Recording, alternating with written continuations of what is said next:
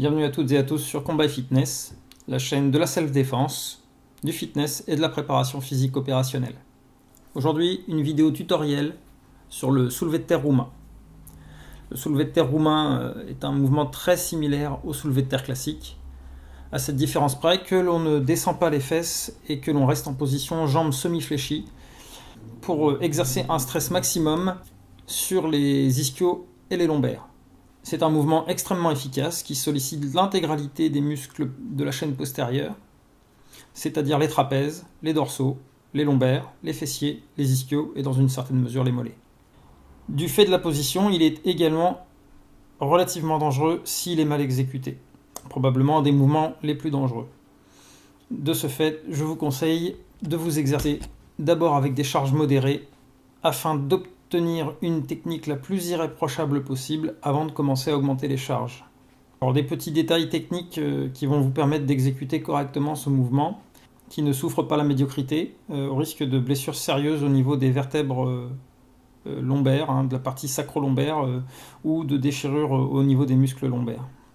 Mes conseils sont prioritairement de travailler en gardant une ligne de dos parfaitement plate, c'est-à-dire ni cambrée excessivement, ni voûtée. La ligne de votre dos doit être la plus rectiligne possible sur toute l'exécution du mouvement entre le bas de votre dos et vos trapèzes. Faites attention donc à ne pas cambrer excessivement, ni à voûter le haut ou le bas du dos, ou l'intégralité du dos, ce qui serait là vraiment catastrophique au niveau de l'exécution. Un autre petit détail, je vous conseille de prendre la barre en opposition, c'est-à-dire une main en supination, une main en pronation. Vous partez exactement comme pour un soulevé de terre classique, c'est-à-dire accroupi au sol, agrippé fermement à la barre, et le poids reposant sur vos talons, et non pas sur vos pointes de pied. D'une part, pour des questions d'équilibre, au moment où vous allez soulever la charge, si vous êtes sur la pointe des pieds, vous allez être emporté vers l'avant, mais aussi pour éviter d'exercer un stress trop important au niveau des genoux. Donc nous allons voir mon exécution sur 3 séries différentes, filmées sous 3 angles. J'ai fait comme ça parce que ça va vous permettre d'avoir un point de vue sous 3 angles différents de mon exécution. Donc vous verrez qu'elle est toujours strictement identique. Donc on commence sur une position de 3/4 profil qui va vous permettre, à mon avis, le mieux de visualiser la position et la technique. Donc je me place au sol. Je me cramponne à la barre fermement, les mains en opposition. Vous allez voir, je vais basculer sur les talons. Donc je bascule sur les talons. Je verrouille mon dos. Vous allez voir, mon dos ne bouge plus, il reste parfaitement droit. Et tout le travail se fait au niveau lombaire, ischio. J'effleure le sol, je remonte.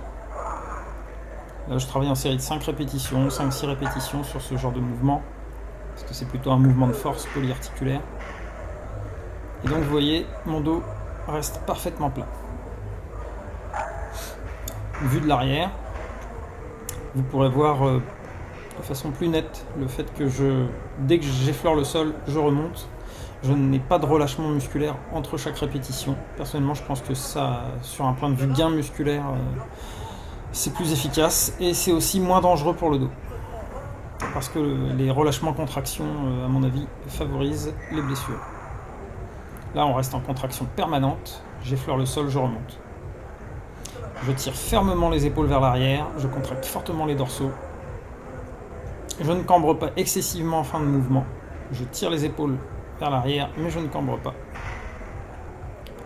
Et voilà. Et là, vu que je suis super balèze, quand je lâche la barre, le monde entier tremble.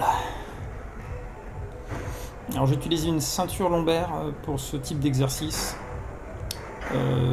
parce qu'il y a un très très fort stress, une très forte contrainte mécanique exercée sur la partie sacro-lombaire, c'est-à-dire les vertèbres du bas du dos et les lombaires, les muscles lombaires. Donc ça permet de gainer et d'éviter des éventuels déplacements de vertèbres par exemple. Donc la vue de face, vous voyez mes mains sont en opposition. Je tire fermement les épaules en arrière en fin de mouvement.